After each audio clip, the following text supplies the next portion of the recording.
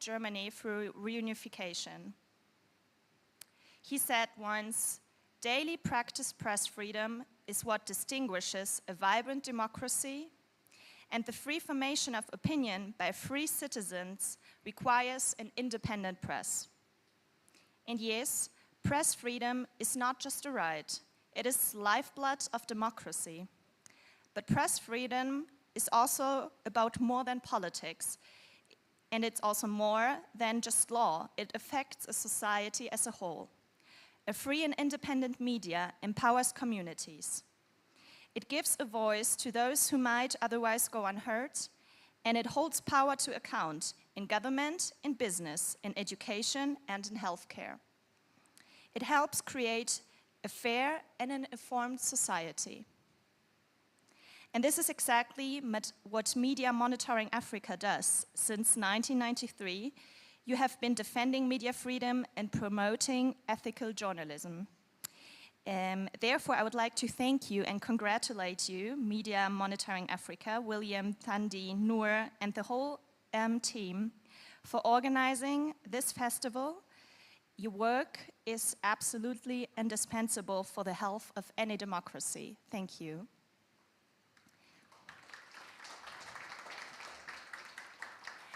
But the remarks are not over yet. So as the German embassy, we are proud to support this festival, and we greatly appreciate that you also invite the diplomatic community to take part in your discussions, helping to build bridges between civil society, policymakers, and international partners. In just a moment, we will hear from our panelists and think about very important questions. How can we trust information in a world where repetition, manipulation, and foreign influence are used as tools of power? How can societies protect themselves without limiting freedom of expression? Germany meets those challenges with, we hope, a balanced and constitutional approach. Media oversight stays independent from the states, and laws like our criminal code, youth protection laws, and the EU Digital Services Act give authorities, individuals, tools to fight manipulation, hate speech, and online agitation. But still, disinformation and fake news remain a challenge. Let this day be a chance to learn and to reflect on the challenges that we all share, and explore ways to strengthen our media and strengthen our democracy. Let's discuss what the future of journalism and information should look like. And as I conclude, let us remember the image that I started with, the Big Five in Germany. It was a playful reminder, but also very serious. Information, even if false and absurd, can leave an impression. Today, let us ensure that the stories, the facts, and the ideas that we share, that they strengthen our democracy. I wish you all a very productive and inspiring day. Thank you for being part of this very important conversation. Thank you.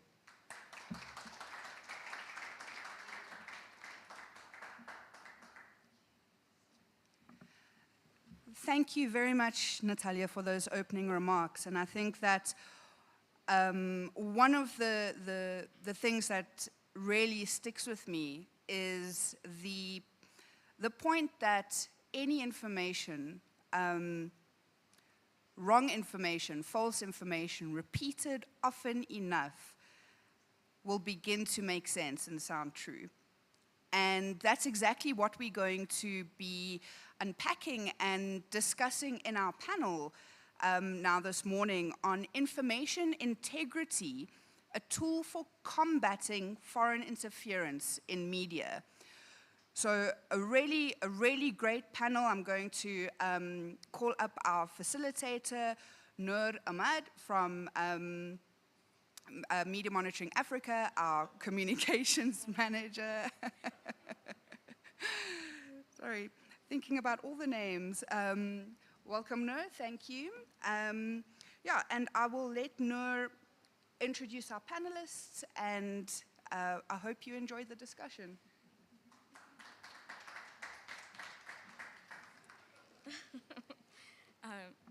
Thanks, Tandy. I generally don't stand behind podiums for a very obvious reason. So I hope you guys can see me still. Yeah, good morning and welcome to the third and final day of MMA's Media Freedom Festival. I would say that we saved the best for last, but I feel like that'll get us in trouble with our other speakers, so I won't. As Tandy mentioned, my name is Noor Ahmed. I am the communications manager at MMA, but I'm also your moderator for this morning. Our session now, as Tandy mentioned, is going to unpack information integrity, but specifically looking at how it can be used as a tool to combat foreign interference in media and how we can utilize media viability and sustainability to build resilient media ecosystems that are capable of resisting such interference. In today's interconnected digital age, where our attention is used as a form of currency, and news and information has become extremely hard to navigate, to fact check, but also to critically evaluate, it's extremely important for us to have access to information that is trustworthy, dependable, accurate, and reliable. But the use of information to distort, to divide, and also to control has been a problem that has existed pre-AI, and it has existed pre-technology platforms. Across history, we've had bad actors who have wanted to control people, and they first controlled media and information. Joseph Goebbels, Nazi Germany's Minister of Propaganda, once said, "A lie told once remains a lie, but a lie told 1,000 times becomes the truth." When we have one of the worst people in recorded human history emphasizing how easy it is to distort the truth and therefore control the narrative and our democracies, we come to understand the importance of news and information.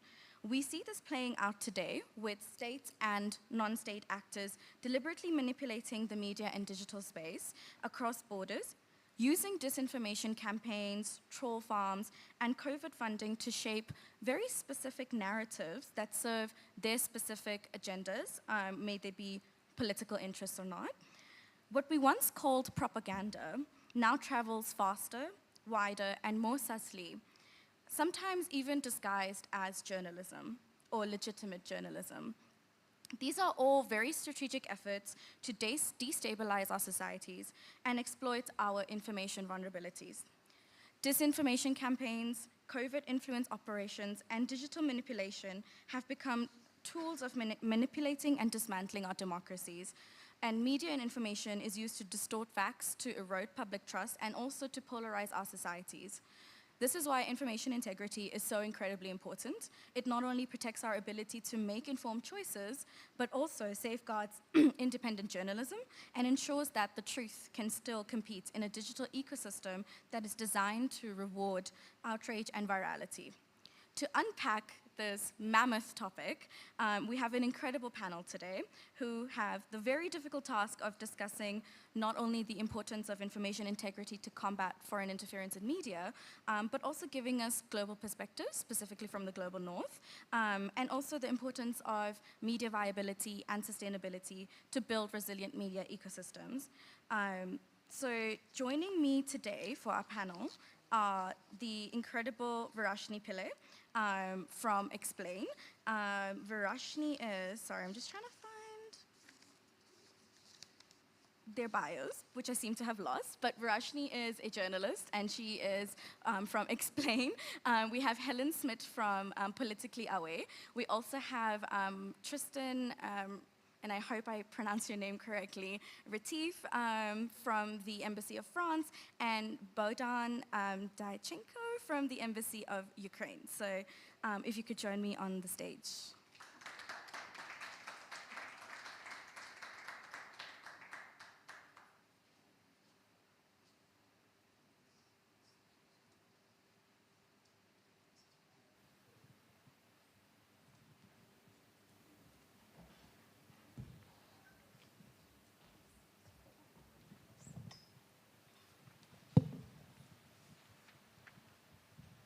Great, thank you.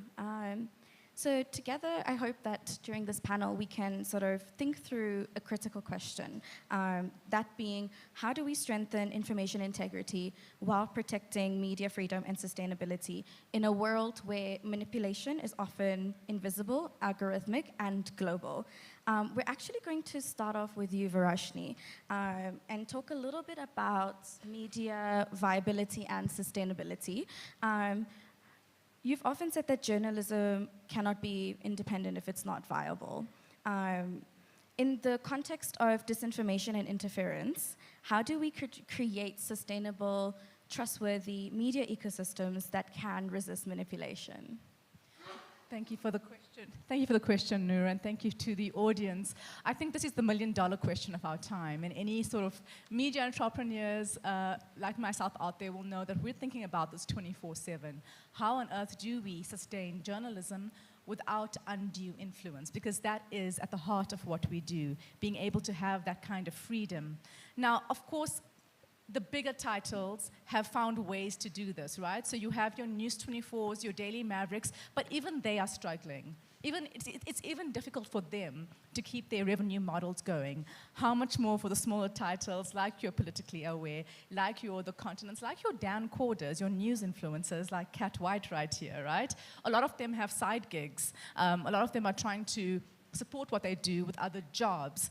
And that's really important because the stats are showing that increasingly audiences are distrusting the large mainstream news titles. They're turning towards your personalities, they're turning towards the news influencers, but the kind of business model just isn't there.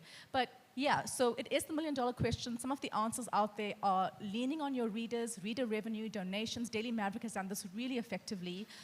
But unfortunately, a lot of titles like News 24 have to turn to paywalls to sustain what they do. And that has the unintended consequence of locking out those who most need that information, those who are most vulnerable to mis- and disinformation. So it is a catch-22, keeping your journalism viable and independent by unfortunately locking out those who cannot afford it. Thanks, Varashni. I think if viability gives journalism the strength to survive, then I think messaging gives it the power to connect.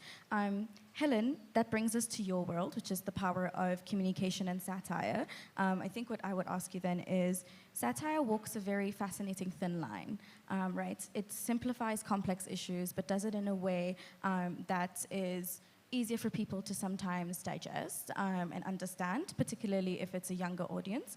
How do you see satire and strategic communications contributing to information integrity or conversely being co-opted by the very system that it critiques?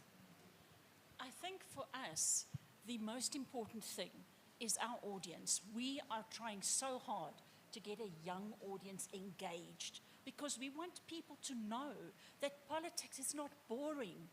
I got a great quote once from a political editor. Politics is the food you eat, it's the car you drive, it's the place you live in. Politics is everything.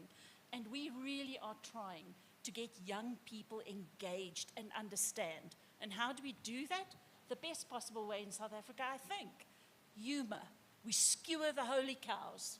We show you, using humor, exactly what people are doing, how they're manipulating you, what the disinformation is. So today, unfortunately I can't be there, but in Cape Town the team is busy shooting one of our famous government commercials, and I think you'll all enjoy it a lot, about how much greenwashing there is in sport, etc. So we really try and cover the whole spectrum. Some of our most popular content to date has been last year with educating young people around elections and why you should vote and the importance of being part of civil society and exercising your rights. So, but we always find a fun, humorous way to do it. For example, trying to explain the GNU. So we said it's a polygamous marriage. One husband, 9 wives, but the DA was still the Nkulu. So it was all about making it accessible in language that means something to our audience. So I think humor for us is such a powerful tool. and we always use it, obviously, carefully, but to try and get the point home. And the biggest one is to also get our young audience to actually be interested, to look around, and to get engaged. We've had some of our explainers used in schools. We did a little one about corruption in municipalities, and we based it on the CakeNet program, Dorpie van die Jaar, and we did die Kakkes Dorpie van die Jaar, which was won by a number of towns like Mkanda. So it's about showcasing the difficulties, what's wrong, and what the options are to try and improve. But also always with that bottom line, what can you do as a member of society? Thanks, Helen. I actually have a follow-up for you, right? So in a digital space where people often share clips without context, you know, we all have seen our parents share things on WhatsApp groups, and they don't really fact check. They kind of are responsible for spreading mis and disinformation without realizing it. And even if, you know, sometimes you fact check them and you say, actually, you know, this is not what this clip is about. How do you then balance or navigate the risk of irony being mistaken for endorsement? Helen. Oh, sorry. I think it's so important to fact check everything. If we are putting information out for young people, we're always very open about the sources, and we always try and give both sides of the story. Some people won't respond. We just did something at the Africa Energy Week. Nobody would speak to us about the greenwashing. So it's fine. We did expect that, but we did ask for comment, and to date, nothing. So you always try and follow all the rules, and we have joined the Press Council so that we can be seen as an accountable source that abide by those rules. Thanks, Helen. I think framing and narratives are so incredibly important. If we get those right, it just makes it easier for people to trust the news and information that they're consuming.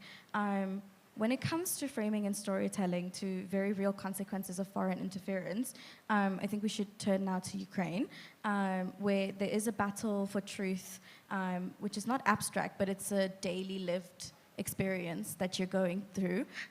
So Bohdan, Ukraine has faced one of the most, you could say, sophisticated information warfare campaigns in the world. How has that shaped your understanding of information integrity, and what other countries can learn from your experience? Yeah, thank you so much for inviting me, for letting me speak. So yeah, it's not a secret. Russia's war of aggression against Ukraine began in 2014.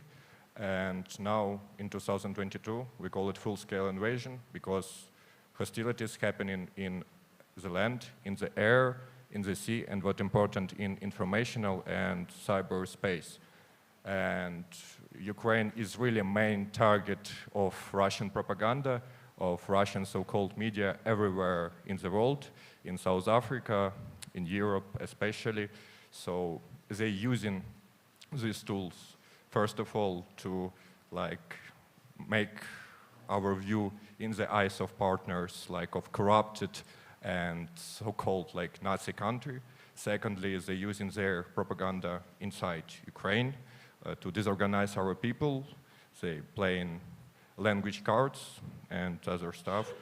And this is really has its influence. And you were really correct that this is very sophisticated questions. But Ukraine government, our president, remain transparent where it's possible during the martial law, because first of all, remaining open to press, open to people, means we cannot possess in risks people who protecting us, people who fighting for us, and it's understandable. Despite that, we are transparent to the media. Our government, we have got open public information, and every citizen of Ukraine can request anybody information of interest. Public servants of Ukraine must declare their incomes, and we still proud of this despite of aggression. And there is only a limitation to those people who directly connected with defense of Ukraine. Also, a last month we opened again online translation of Parliament because it was prohibited because of risk of Russian strike during the Parliament session. But nevertheless, these examples make society trust our government, and also we are very active in media. Our president is very active, it's not a secret, and all our government are active because, I was in Kiev during the beginning of the full-scale invasion, and just after first strike in Kiev, the second was fake news that Zelensky is in the bunker in Poland. So that's what we learned, if there is no our voice, it will be Russian propaganda. If we not be transparent and we not conduct information integrity, there will be Russian propaganda. And also, we have got very active civil society and independent media in Ukraine engaged in controlling the government, and yeah, this is how it is. So we still remain transparent when it's possible during the martial law, and we actively communicating with civil society and other actors. So for the countries, what they shall learn, I think we have unique experience because really some academic thing that is first war we conducted in every space which is possible for warfare. So, I mean, you need to be transparent, you need to be active, and it shall be learned where is information desert or news desert. The propaganda will speak on your behalf. So yeah, just need to be active and transparent when it's possible. And also be transparent with foreign media, which is not Ukrainian, so journalists and from South Africa also traveling to Ukraine. We are very open to them. They're speaking with Zelensky, they're speaking with our Minister of Foreign Affairs and everyone. And what's important, Russians, prisoners of war, foreign journalists usually visit Russian prisoners of war in Ukraine. And Ukrainian prisoners of war in Russia are not even being attended by ICC, like International Red Cross or other organizations. And that's what I say, one of the pillars of our resilience and our strength, that we opened, and it's battle, as you told, of truth against lies, because Russia is good at killing people and in lying. Thank you. Thank you, Bohdan. I think you've really highlighted the importance of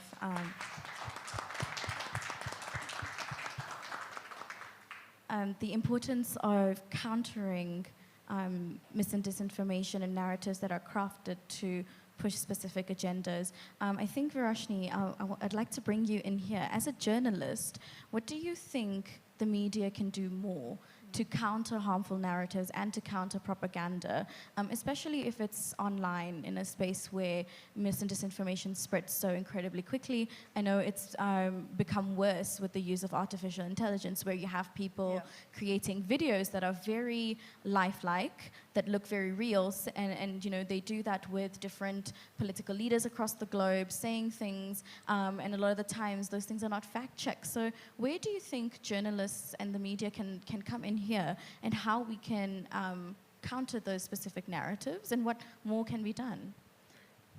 Would you like to respond? Oh, sorry, okay. But can I just say that your response was so amazing. I think all of us in this room are watching what's happening in Gaza and hoping that the same can happen very soon for Ukraine. And, you know, just another round of applause for your country and everything you guys have withstood up till now. And I think, Nur, coming to your point about how do we combat misinformation as media, I again want to just use the Ukrainian example. I mean, Russia is probably the most sophisticated, longest-running propaganda machine out there, right? And if it wasn't for the kind of resolve of the Ukrainian people and their leaders, we wouldn't know the extent to which how bad things are. And I think we saw a moment of real disinformation happen very infamously in the White House earlier this year, when Trump and his deputy, J.D. Vance, took on Zelensky, your prime minister in the most awful way, right? And I think it so backfired on them because the misinformation they tried to spread in that moment was then immediately countered. And I want to just say a big congrats to the governments of France, Germany, Canada for immediately trying to counter that. So I think as much as the media is able to work, we're seeing this misinformation and disinformation playing out on global stages. And I think it's really important for governments to step up and speak up against bad actors, especially when you have unpredictable foreign actors like the US, perhaps amplifying misinformation, as they did with our country in the myth of white genocide. You then need responsible state actors like our European allies who then stand up against that. And we want to thank you guys for that, for doing that kind of thing. In terms of what the media can do, I love it. I love resources like Africa Check. They have a WhatsApp a newsletter that goes out every week called What's Crap, where they debunk things. This very week, they debunked an AI video of Cyril Ramaphosa saying that South African radio host Penny Ntuli was under arrest for twerking. Now, can you imagine? Everyone believed this because there was an AI video, and those videos are very realistic. If disinformation is hard now, how much more worse with AI in play? So I think services like debunking is really important. Africa Check is a dedicated debunking platform, but I also think mainstream news outlets should do more of that. So I think News 24 has a dedicated debunking one as well.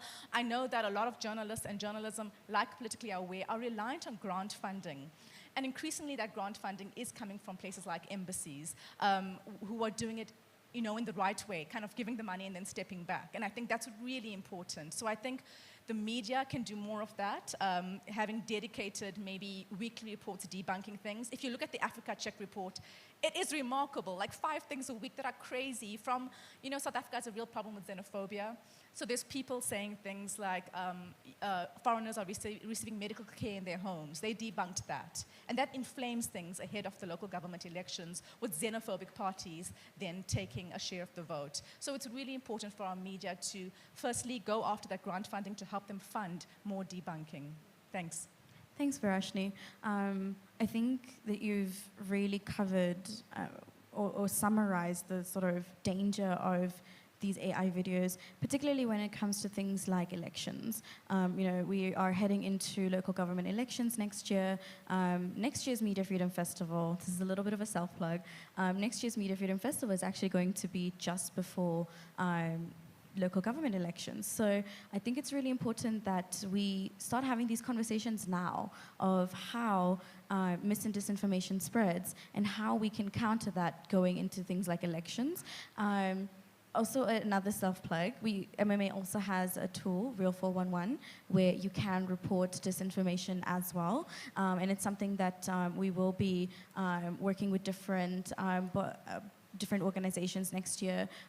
We've partnered with IEC in 2024 government election, 2024 national elections around using Real 411 to report mis and disinformation. So yeah, thanks Varashni, and also shout out to Africa Check. I think it's really important to have organizations like them fact-checking harmful information, especially if it's something that is so sophisticated we can't tell the difference between what's real and what's fake.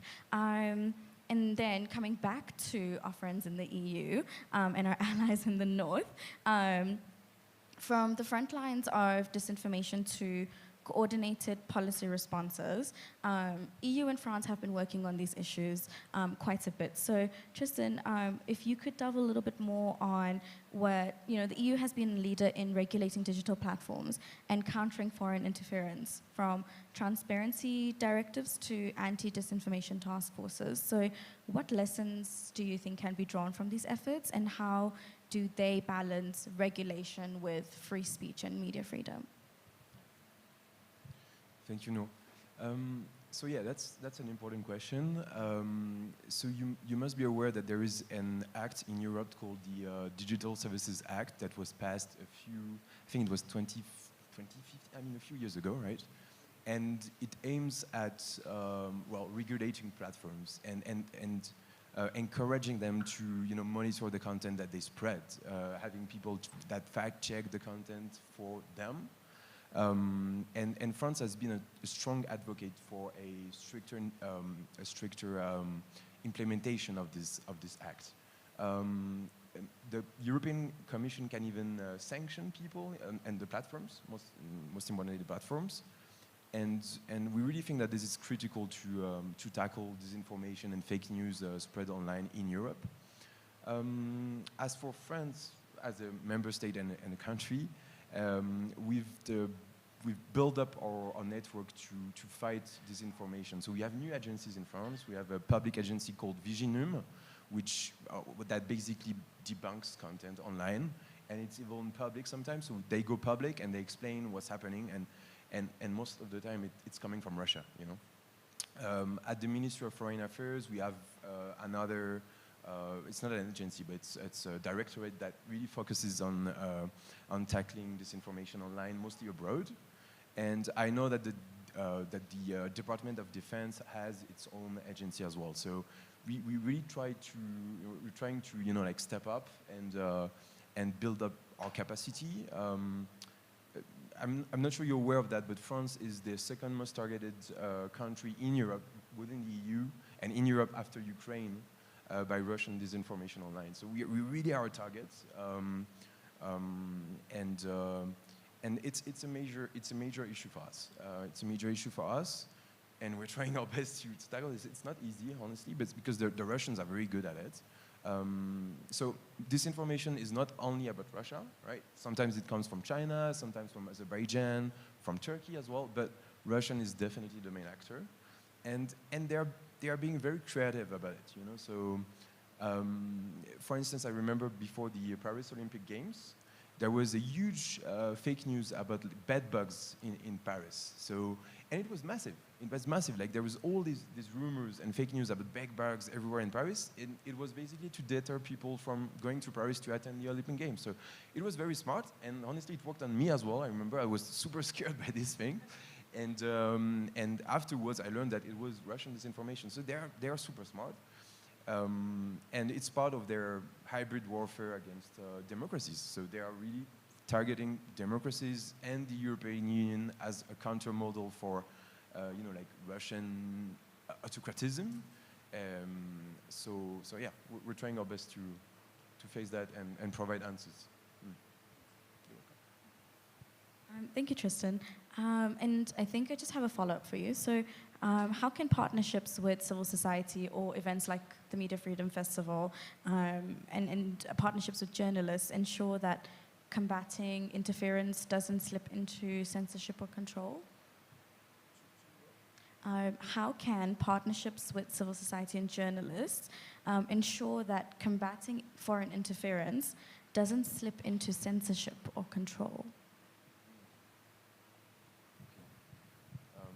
I'm not sure I got the entire point, but no, what I can say is that we really are trying to, you know, to support media freedom abroad.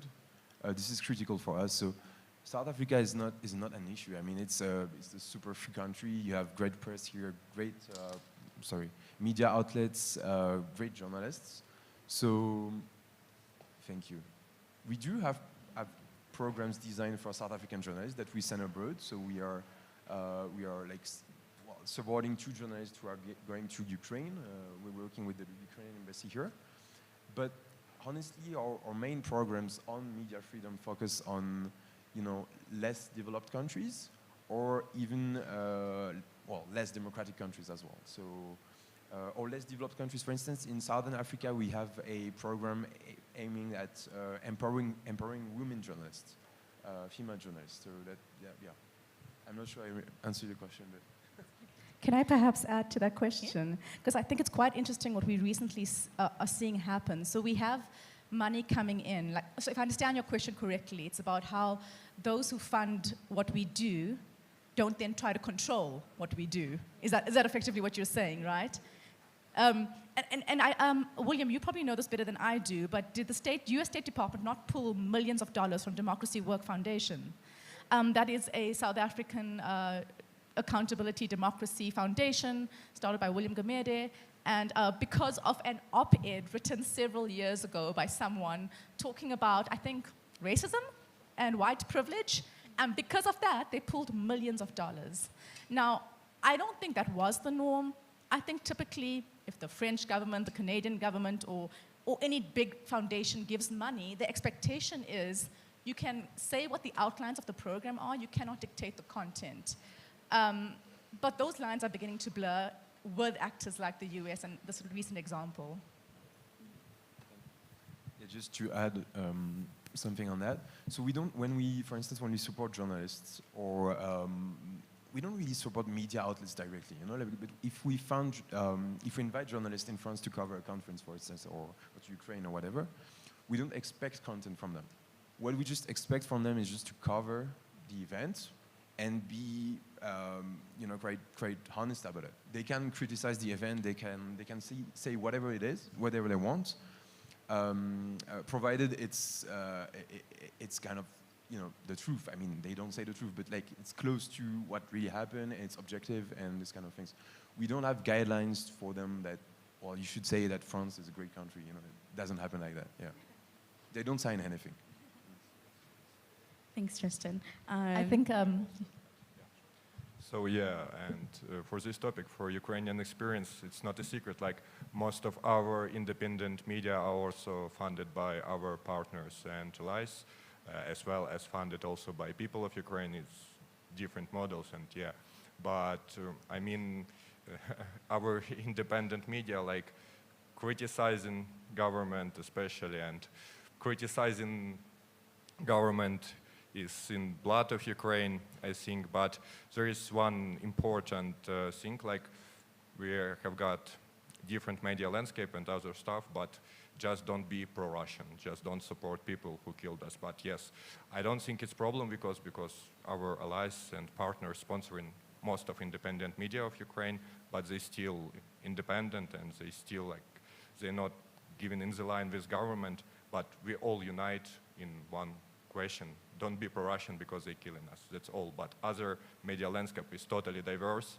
They criticize and they're giving hard questions to our president, and nobody's like fighting with them, we're responding, and this is very important. Thank you. Thank you. And thanks, Varashni, as well. My next question actually is going to be for you, Varashni. Since we are talking about funding and the independence of media, do you think that we can truly build information integrity without addressing economic inequality and the precarity of media jobs? We all know that the media sustainability landscape at the moment is very dire. Newsrooms are shrinking, there are huge funding problems. Mail and Guardian is an example of that. So do you really think we can truly build information integrity, but also a resilient media ecosystem without first addressing that? No, you keep asking me questions that keep me awake at night. I mean, that again is such a big question. You know, like it's so important what you've just asked. How do we, in an age where, quite frankly, the journalism model is, I'm sure you guys know, just kind of broken. You have your Googles, your Facebooks vacuuming up, I don't know, 80% of the digital ad spend. You have less and less people actually reading print news, and I don't blame them. But print news was how we funded journalism back in the day. It's how we funded layers of sub-editors, fact-checkers, proofreaders. Can you imagine, sorry to keep picking on Kat White, but with the amazing work she's doing, or Dan Corder, them having a sub-editor, a fact-checker, a proofreader. I'm sure you guys do, because you guys have been really, really diligent, but that is the exception and not the norm. So we have this dual problem. We have people turning away from mainstream news outlets. So according to the Reuters Institute, for the first time in 2024, we saw in South Africa, TikTok overtook print for the first time, with 28% saying they use it for news, and just 25% saying they use print, right? So on one hand, I don't know if I'm making sense here, on one hand, audiences are moving to these new platforms, but the creators on those platforms don't have the same resources that print newsrooms once had that guaranteed information integrity. So in order to solve this, we need a mix of great innovation and great minds. And I'm very confident in South Africa's media startup ecosystem. I myself am a media entrepreneur. And I have to say, some of the best people are working really hard to fix this problem. People like, it's Stephen, right, who started Politically Aware. People like Laura and Alistair at Media Hacks. There's lots of little places trying to solve for this. My one concern is what you just said, which is inequality. Because of South Africa's historical inequalities, people like myself who are middle class are going to be the ones with the resources to try to make a change. We're going to be the ones largely populating newsrooms. This means in a country as divided as South Africa, those who are from formerly disadvantaged communities will have less and less access to news that directly speaks to them in their language, not literally, but also, language they can understand, that's accessible. And people like Politically Aware are trying to solve for that, as are we, trying to make news accessible. But I fear that with our economic divides, the kind of up-and-coming news influences that could exist in those communities are not going to get that opportunity to create news, and that's going to further drive away people in those communities who really don't trust the media, who think we are mainstream, who think we are white monopoly capital, to use a famous disinformation phrase that was popularized by Bell Pottinger. And that is something that worries me. How do we fix the broken news system while also accounting for South Africa's massive divides and trust issues? Thanks, Varashni. And I really like your point about language. I think that in a country where we have 13 official languages, having news predominantly be in English does disadvantage so many people, and it reduces access to critical information, and that then just helps the spread of mis and disinformation. So thank you for making that point. I think we've gotten to a point in our panel where maybe we can potentially open up to audience Q&A, maybe some comments from our audience. Yeah, let's get some thoughts. I see some hands already. I see 2 over there, and then 1 over here. So we can start with these 3 first. Does anyone have a mic?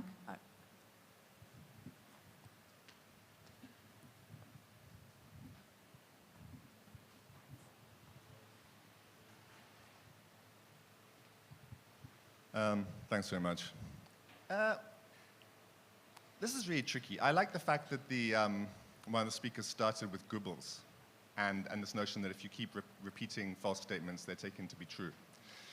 Let me start with one preliminary. I completely accept that Russia is a major player in the disinformation space, right? And I also accept that the Russian invasion of Ukraine was illegal. It was a war of aggression. Fine. This notion that Russia is the main player is absurd, okay? We have decades of historical evidence showing that the United States has been the biggest player in the space since around the 1950s. The justification for that was, just like we hear now, that they're combating Russian disinformation. We can have a separate discussion about whether that's justified or not. What we know from one of the most important whistleblowers of the 21st century, Edward Snowden, is that there were 5 countries that were engaged in large-scale global surveillance: the United States, the United Kingdom, Canada, New Zealand, and Australia, the 5 Eyes. It's not mentioned here, okay? So my concern is we have an event sponsored by foreign governments, involving foreign governments, that have their own agendas and that undoubtedly are players in the misinformation, disinformation, and psychological operations space. And we just need to be honest about that, and we need to be practically minded. We can't just pretend that it's Russia and China. Okay, I was reading a book just recently by a former British intelligence operative talking about how they were spying on the French, right? Okay, so they spy on each other as well. This is just fact. It's historical fact. I don't know why we keep pretending that that's not going on. Now, if I can give 2 specific examples related to points that were made by this panel. Example number 1, there was a study conducted at the beginning of Russia's invasion of Ukraine about disinformation on social media. It was conducted by an independent organization at an American university, completely independent. No, as far as I can see, no Russian interference, nothing. They found that there were more bots, more bot networks pushing pro-Ukraine disinformation than pro-Russian disinformation. You can look it up. Unfortunately, that project was shut down when Elon Musk cut off the data supply to those kinds of projects when he took over Twitter, okay?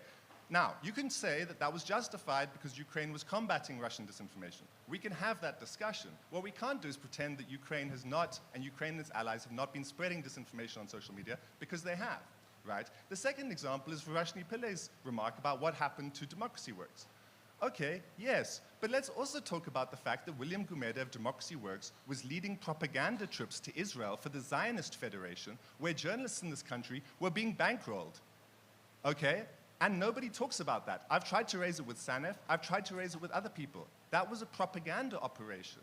Now, you're talking about the fact that Democracy Works got nailed by the Trump administration, but you're not talking about the fact that the leader of Democracy Works was leading propaganda trips to Israel, which has recently been committing a genocide.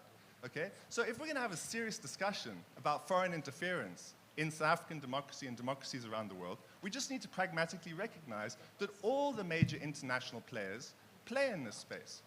And that includes the United States pre-Trump, under Obama, under Biden, under any American president pretty much since Kennedy, and maybe including Kennedy, I'm not sure. Okay? So this has just been going on, it's a matter of historical fact. Okay? And if we pretend that that's not the case, then this kind of discussion is going to be very much in line with that kind of notion of Goebbels, where we just keep repeating this notion. It's just Russia, China, and Turkey, and these kinds of people who do disinformation. Whereas we know that, from historical fact, that the biggest and most successful psychological operations have often been run by the United States and the United Kingdom. I think myself and Boda, yeah.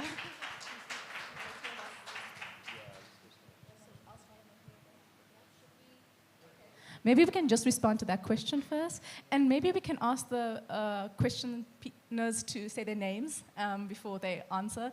Sorry, sir, I didn't get your name. Sean. Sean? Sean. Okay, so Sean, a couple of points. So I myself have asked William Gumede directly about the Israeli issue because I was so concerned about it. This is a 1-hour panel, kind of limited. Noor did ask a very good question at one point about control of funders, so I think she did try to tackle. I don't think there's any purposeful intent here to try to not talk about those issues. Many of us are very passionate about these issues. I myself am in a group called South African Journalists for Palestine, and we have spoken extensively about this issue of sponsored journalist trips. And we have talked about how do we hold those people to account who have done that, about how do we hold media houses to account that have published or came out of those sponsored trips without any declaration, because it is a direct violation of our press code. So this is not, I think, in any way an attempt to whitewash what's happening. I think both things can be true. I think William Gumede can be, be held to account for his views on Israel, and we can also hold the US to account for pulling funding for very spurious reasons for Democracy Works. I will leave the answer on Russia versus the rest of the world to my co-panelists from Ukraine, but just to add, I don't think any of us are under any illusion that spying happens across the world, and that spying happens in and intelligence gathering happens in every major economy and superpower, and we're not okaying that. We as media operators and journalists and media organizations like MMA are positioning ourselves as well as we can within the funding landscape and trying to put boundaries in place to protect what we do. So, Sean, thank you for your comments and questions. So I'm speaking here on the behalf of the government of Ukraine, and I don't know, and I would not comment what other country which you mentioned have done or have not done. It's not the point of interest of Ukraine right now. See, I think it's clear. Russia conducting war of aggression against Ukraine, and Russia using media, their media, which is worldly recognized as propaganda, as banned in European Union, in USA, which are banned for, hate speech, for justifying Russian war crimes. If you learn more precisely, you can see that before, for example, strike in Mariupol theater in 2022, where there was clearly signed Deti, it's in Russian children's, on the ground. Russian media was telling what? Yes, they were telling that Ukrainian Nazis sitting exactly at this theater. So Russia was using such tactics in Syria, justifying everything, and that I think that we was using opportunities to tell about this to the world. Well, I don't see, or what you called Ukrainian propaganda, I would like if you can say me the message or something what you mean by propaganda, that we're telling about war crimes or telling about abducted children or telling about war crimes. Like if it's propaganda, well, we have got different understanding of propaganda. surely. And I think it's clear. Russia attacked Ukraine. We want Russia to get rid of Ukraine, to stop the hostilities and live our own life. We are a sovereign country that can choose its path and choose its own way. Why we fighting with Russian disinformation? Because Russia using it clearly as weapon, not as like some manipulation. It's clearly weapon. It's clearly weapons that influencing people, that justifying war crimes and killings. So, I mean, other countries have got their own responsibility and can commit as sovereignty everything. But I think it's quite clear that only point of interest of us is to defend against Russia. And informational space is also now warfare space. So I don't think like, but for the propaganda, I'm wondering what do you call by Ukrainian propaganda? Thank you. Thank you. Just to add a few words. So, first off, you're talking about the U.S., but I just would like to stress the difference between the U.S. and France. I'm not, speaking on behalf of the U.S. government, and France is a sovereign country, and we're not. It's quite hard to be put in the same basket. Like it's slightly different. Then, well, what I can say about the U.S. and I can't talk about U.S. governments. I'm not allowed to. It's true that there is an issue with the MAGA sphere, which is spreading massive disinformation, including in the EU and in France and in South Africa. So it's a challenge that we all face, and this is a major issue. What you were saying about Western countries, or maybe I don't know, like the UK, US, or whatever. But as for France, we don't spread disinformation, and the reason for that is that we are not allowed to, because there's something called the rule of law, and I can't just by myself or my colleagues at the ministry can't just like spread disinformation everywhere in the world, because we're not allowed to, and we would face a trial if we would do so. So I think it's the biggest difference between Russia and Western democratic countries, especially in the EU. Again, speaking for France. And I'd like to give you a simple example of this. So I think it was June 2024, the Russian embassy here in South Africa posted a video of so-called French mercenaries fighting in Ukraine. And it was very funny because those guys, they were speaking French, apparently, with a super strong Russian accent. And I mean, everybody could just see that they were not French. Like you could hear it. It was very fun, actually. And we answered, and the answer was well covered, and I think it was quite a success. But like for us, we could never do such a thing. If I did such a thing, I would be, I would just be fired. So there's a difference between their approach and ours. I think for them it's a state policy. Like disinformation, hybrid warfare, it's a policy. They have a clear roadmap and a plan. We are trying to focus on responding to that plan. And there is a strong focus on the response, on how we can provide like answers using humor, using data, using facts. But no, we're not spreading disinformation. I'm sorry about that. Yeah. Thank you, Tristan and Bodan and Varashni.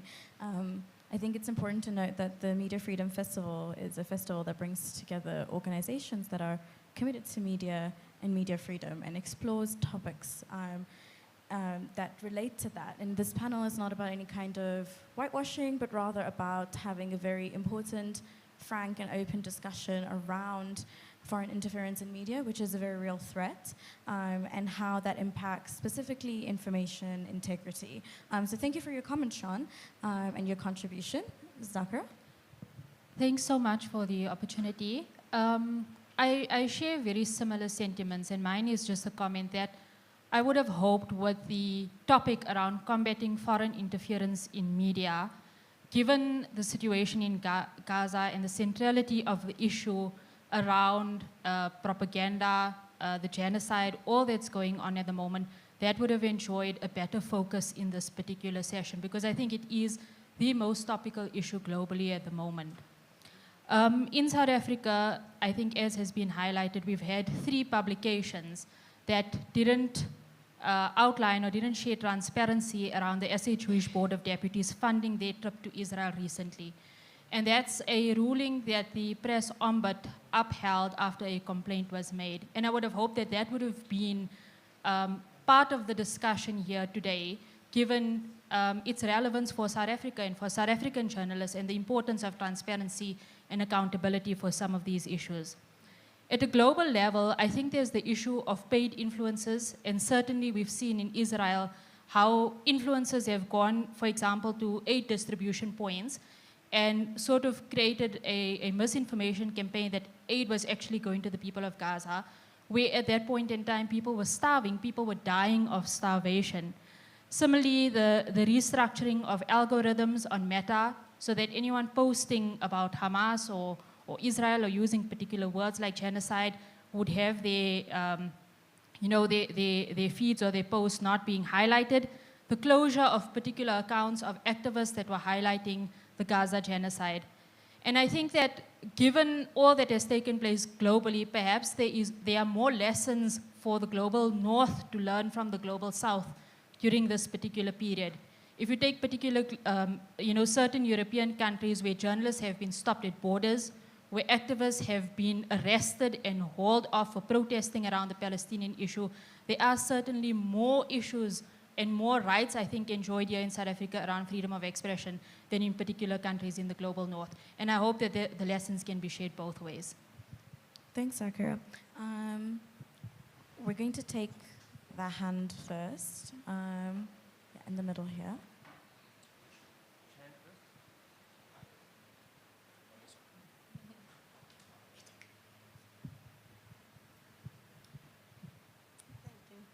Morning, everyone.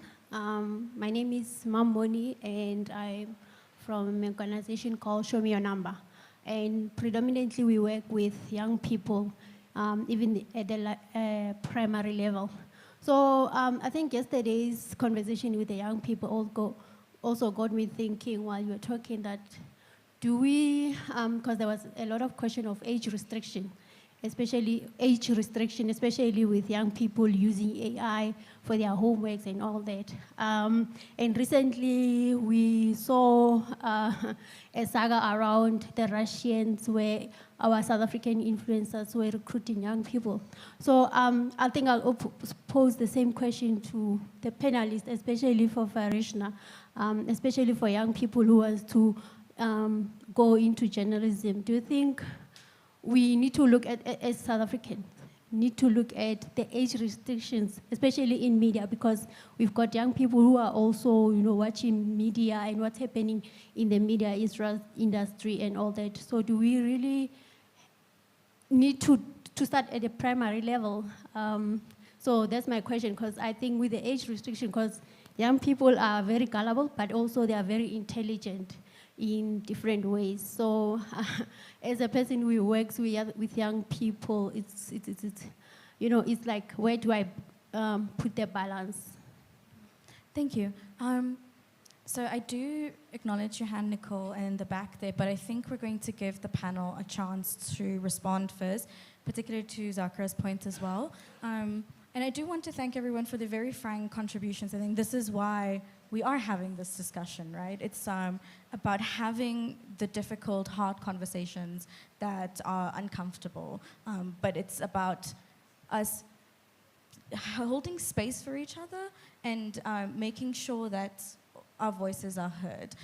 So I do acknowledge the two hands there, and I think, William, you wanted to say something, but we're going to go, yeah. So we'll go to the panel first. Any remarks from? Okay, sure. I'm not sure I fully understood your question, I'm so sorry, but in terms of age restrictions for young people, I don't believe they are. Anyone can access a news website and read the news. Is that what you meant? Or coming to work in newsrooms?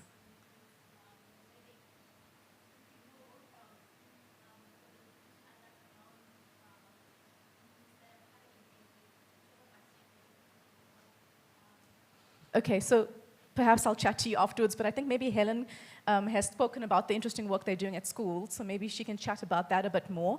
But just to say to the lady at the back, I'm sorry, I didn't get your name, but thank you for your points. you know, I think for most South Africans, the issue of the heinous injustice in Gaza has been devastating.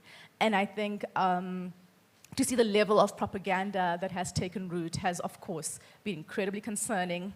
And the only thing I can say is, you know, in terms of the media's role, is where the media has fallen short of giving Palestinians a voice or humanizing Palestinians. I've been sort of gratified to watch how activists like yourself and voices and ordinary citizens have pushed for better representation, better reporting on Gaza. It shouldn't have to come to that. It shouldn't be beholden to citizens to put that kind of pressure on newsrooms. But for instance, the New York Times started off with awful reporting, very pro-Israeli reporting when the attacks first happened. And now you're seeing this huge shift that happened in response to the zeitgeist, to the public. So for sure, media has fallen short on the situation and has fallen for propaganda and could have done better. Just going to hand to Helen to talk about children. I think in terms of youth, what we try to do is politically aware because they're our core audience, and we really feel very strongly about that. We partner with people like Sunshine Cinema, who take our content out into underserved areas so that they can see it. In particular, when we did things on how to vote in the elections, those kind of things, trying to educate people in a fun way about what your civic responsibilities are and how to exercise your civic rights. So I think that's really important. As part of that process, one of the things we did do to make it as accessible as we could was to translate an episode into isiXhosa, because we just thought there's people out there, everything's in English doesn't mean to say it's accessible and understandable. Obviously, it worked very well for us, but as always, as an NPO, it comes down to funding. So it's something that we're really focusing on, looking at ways that we can do that. Another element that we're trying out that's working really well for us is to do short format content, i.e. 2-3 minutes. That's a very concise bite about a major topic, something you need to know about. We are very passionate about civic responsibilities, but also about the environment. So we do focus a lot on those areas. And always with the idea that we want it to be straightforward, easily accessible, easily understood by anybody. I think we see our job as looking at the disinformation that comes out of government departments, etc., and skewering the holy cows, showing you what are they really saying, what does it mean. So that's what the aim we've set for ourselves, to try and really help our young people in this country to get to grips with what the future holds and how important it is for them to be involved. Thanks, Helen. Sorry, and I hear here Alabuga program was mentioned, which is also was good example how Russian disinformation works. So, I mean, it's not a secret, 18 to 20 year two young African women was invited to work in Russia or study in Russia in special economical zone Alabuga. And somehow it's appeared that when they was coming there, they was manufacturing Shahed drones, working in the legitimate military target under bad circumstances and like under very bad conditions without possibility to call their family. And yeah, and that it is how it works. So, I mean, what we are fighting for democracy and fighting for the truth. And it's like, as I told, it's real weapon. It's not just manipulation, because those girls were really went to Russia. They was really under threat. And they was just disinformated because they didn't know that they was creating weapons, and they didn't know that strike at this military factory, especially Alabuga zone, which under sanctions of European Union and under United States of America, could come every minute. And this is how Russia works in Africa, and this is what we're fighting against for. Thank you. Okay. Nicole? Yeah. I just wanted to make one comment and then ask a question. I just was a little disturbed at the intervention from the one speaker suggesting an equivalence. I think that's dangerous, this idea that everyone's just as bad. Of course, foreign states are going to look to seek approval and win goodwill, but the idea that there's some kind of equivalence between Ukraine and Russia in terms of their influence operations is nonsense. Both are seeking to draw support, but only one is waging an aggressive war. Only one side is seeking to disappear children. And I think that those facts have to be recognized. Similarly, with the situation in Israel, I mean, are there people staging influence operations on behalf of Gaza? Absolutely. Is that entirely dwarfed by what Israel is doing? Yes. The underlying situation is only one side is committing a genocide. And so those facts need to be recognized. And this idea we draw equivalence between these sides, I think, creates an opacity and blurs the facts. And we need to recognize that. My question to the panel is, and here is where I think another distinction can be drawn very starkly between the United States, and again, the United States has never been a model, but I think we are seeing a different order right now under Trump and the malevolence that is being waged. And we know that there is a coalition between big tech and the Trump administration, and they're pushing back at the EU for a whole lot of reasons, but very much against the EU's Digital Security Act and the accountability that they're trying to secure for big tech. And that is a model that we in South Africa very much want to look at. We want to have partners in the EU because it would be completely unacceptable that inhabitants of the EU get better protection, better security, able to understand the way in which those algorithms work, have greater transparency, and the rest of us are just confined to an inferior protective order. And there is a very stark distinction being drawn, and I suppose I would ask the panelists, to the extent that they can, to comment on what potential there is to ensure that the protections of the European Digital Security Act is extended and available to all of us across the world. Behind you, Nicole. I wanted to defend historically the United States of America, which, like the free press, which has been violated by people like Iqbal Survey, who benefited from looting of the PIC, which is the government employment pension fund. And from China, he got money also for his subverting of the free press by the whole Argus group. Now, this is a vital issue that doesn't get addressed here, that we have not an entirely free press at all in South Africa. We've got a faction that even questioned Zondo himself, this honest, wonderful person who had a couple of years' worth of interrogation of the crooks, and they were trying subsequently to sabotage him even. But the United States is very important historically because they were the defenders of democracy like we should be and still are, some of us. And they cannot be thrown to the wolves like our friend did here just down the road from me. The United States was fighting the Cold War for democracy, and they were fighting for democracy even though it was a horrible, horrible, stupid thing to be in Vietnam. And there were other disasters that happened afterwards, which were also, of course, promoted by the arms manufacturers of the United States, who are the supporters of the Republican Party of guess who? Of Trump.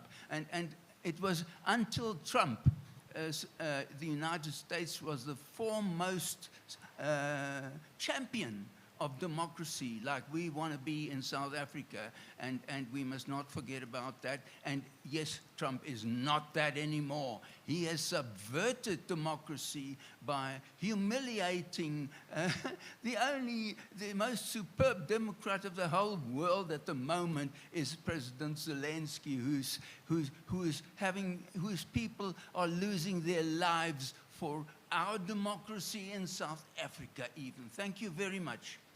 Thank you. Okay, can we have, William, you still want to go? Awesome. Okay, cool. So we'll have you can answer the questions or the inputs and then make your final comments as well. So how about we start with you, Tristan, and we can just go down the line. No, just something on the Digital Services Act, on the EU Digital Services Act. So it's a pity that our European colleagues from the European delegation are not here today, because they would be the best to, answer your question. What I can say is that it was a major step, and it's a major progress, indeed. I think it's a strong regulation because, remember, EU is 27 countries, more than 500 million inhabitants. It's a very strong market. So, of course, then you got leverage, and you can, get into a negotiation with US platforms that are huge as well, and get some, at least get some respect from them, right? Now, I know also that the US administration is pushing for a reform of this act, or like just to cancel all these rules, and there is there are negotiations ongoing, but I think the EU is really committed to protecting the European users and citizens. So it will continue with the DSA. Now, regarding the extension of the DSA to South Africa, it's not really. It's a European act, so I'm not sure it would be a possibility. But it's.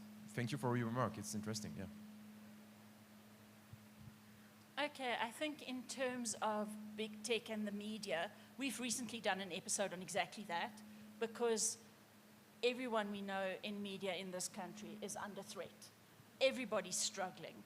It's a commercial business, and it's very hard to make ends meet when big tech scrape your information for free, reuse, and we've got to stop it. That's why we really do need to take a page out of the European Act and see if we can't get some of the best practice involved in what we do.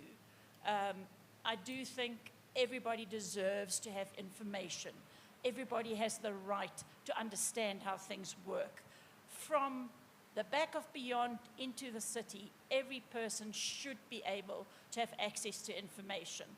And whatever we can do as politically aware, we will do our best to get current, actionable information out to our viewers, and we work very hard to make sure that whatever we put out there is properly researched and fact-checked. If it can't be verified, we won't use it. Good old-school journalism is what we believe in. Thanks. Yeah, thank you so much for previous speakers for staying clear who is aggressor and reminding President Zelensky. Yeah, so to sum up, as I told, disinformation now became not just geopolitical tool or manipulation tool or political influence tool, it became clearly a weapon, and weapon shall be countered. People shall have access to the information, to trustworthy sources, to public information, as we demonstrated, because it's not like, of course, you can have censorship during the war, but we don't have it. We remain transparent, and that's what's important, because otherwise, such serious things as, for example, Alabuga in South Africa happens, and it's maybe written somewhere in Twitter or somewhere, but the consequences is real. People are suffering. So, yes, thank you for inviting me, and hope I was useful. Thank you. So I want to point out that, 6 years ago, when South Africans were asked how many of you are avoiding the news by Reuters, the number was 28%. That was in 2019. This year, when South Africans were asked how many of you are avoiding the news, that number was 41%. People are avoiding the news. You yourselves are avoiding the news. It is depressing, it's confusing, it is disempowering. So us at my startup, Explain.co.za, is trying to change that, like so many others here. So please check us out. We put out a weekly newsletter on WhatsApp that summarizes the news and does all the things that those old school newsrooms do. We fact check everything, we sub-edit everything, and we proofread it. Everything we do goes through 3 levels of checks to ensure that misinformation does not creep in. We take things from the source. It doesn't matter if officials said it. We look for the official documents that confirm it. And we do this all hopefully in a conversational and sometimes funny way. Perhaps not as funny as politically aware, but we do try. It's conversational. It's a weekly roundup of the news of everything you need to know. And please check it out, explain.co.za. It's our weekly wrap. It's free to subscribe to. But that's what people like us are trying to do. We're trying to make the news more accessible for the many South Africans and the many people across the world who have similar stats of news avoidance. We need to start making the news more accessible, and we need to start reaching the people who aren't reading it to counter dis and misinformation. Thank you. Thank you. What we've heard today reminds us that propaganda isn't a relic of the past. It's something that is evolving and changing as our digital landscape evolves and changes. And I think it just proves that information integrity is an incredibly important tool to combat propaganda and mis and disinformation. As we've all been saying, repetition can make lies feel true. And our task as journalists, policymakers, and citizens is to make the truth visible again, to ensure that accuracy, accountability, and transparency are not just afterthoughts, but are the foundation of our media ecosystems. And the antidote to propaganda isn't silence, it's collaboration, critical thinking, courage, and having the open, frank discussions like this that we had today. Thank you so much to my panelists, Roshni, Bodan, Helen, and Tristan. And thank you to our audience for engaging with us today.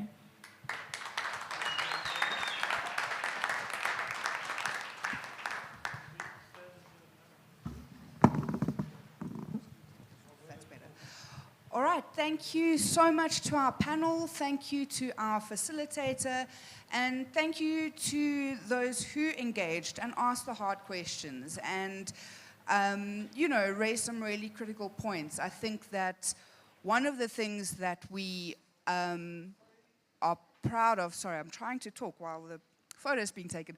One of the things that I think we try and highlight at Media Freedom Festival is that although we have a number of organizations who come on and partner with the festival, who come and speak on panels, who contribute. And, we don't all necessarily agree on every point and every issue. But I think it's really important to remember that the one thing we do agree on is about media freedom and the importance of journalism and the importance of an independent media.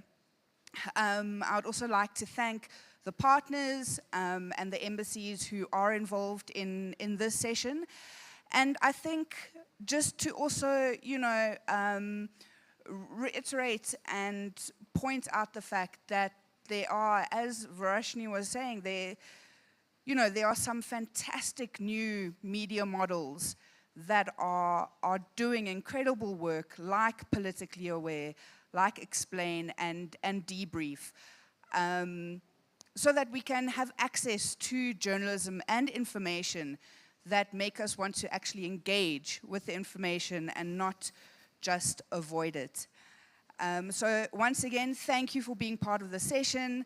Thank you for the diverse views and inputs. I think it was one of the sessions that really showed us that these